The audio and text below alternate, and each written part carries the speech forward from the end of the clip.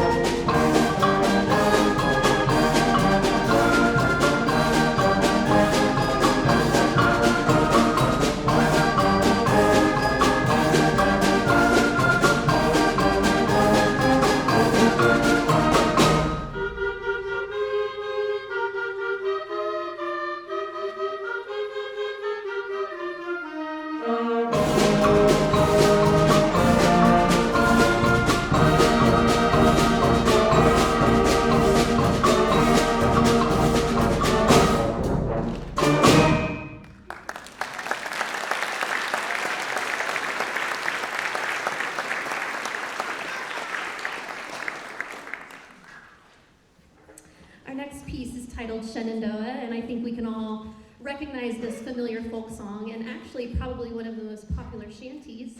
A shanty is a song sailors would sing to complete a task in sync, so like lifting a sail or paddling their boats. This piece, Shenandoah, the song, was written likely by Canadian French voyagers who were looking to trade furs with Native Americans in the Great Lakes area in the 16th century, and likely sang this song as they were paddling their boats. And some of the most recognizable lyrics of this song is, "Oh Shenandoah, I long to see you." It speaks about loving your daughter. And it's misleading because this piece actually is not about a person or the love of an individual, but rather the love of home and the longing to be there. So this piece celebrates America and the places here that we feel like are home.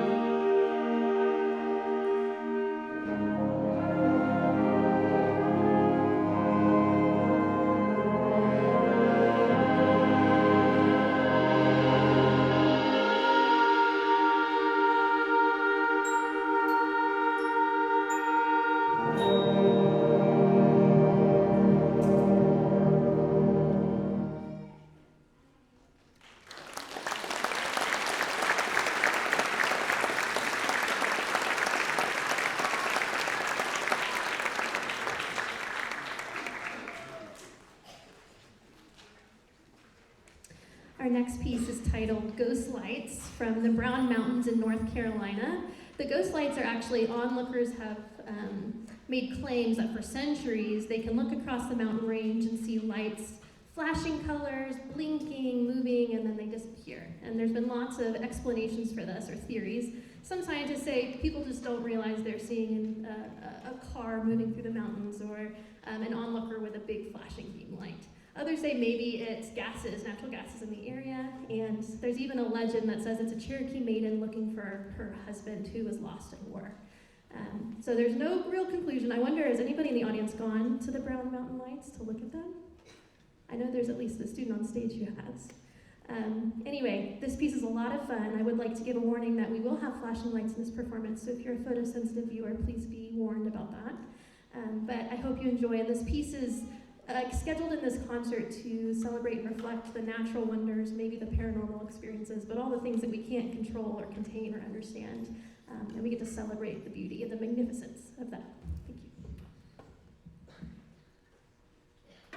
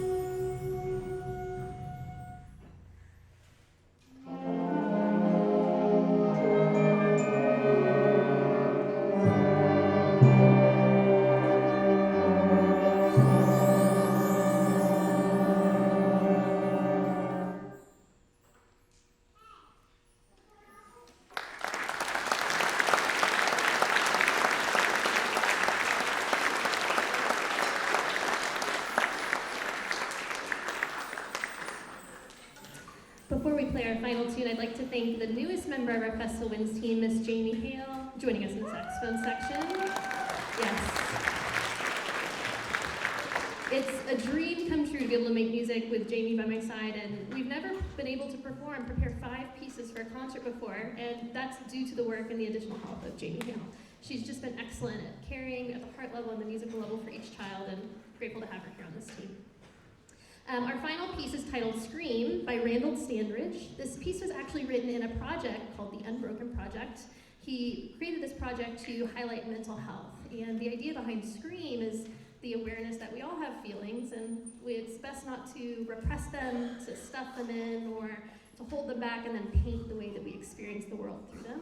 But it's best instead to channel them, and to channel them into our music, a good workout, and if all else, a good scream. So I didn't know how the election cycle was going to go, and no matter what side of the aisle you're on, I know there's stressors both in politics and just in everyday life. So if you've got something billowing inside of you that you need to let out, there's going to be 4 screams in this piece. Let it go. Let it out. This is a safe space to scream. So please enjoy our final piece, Scream.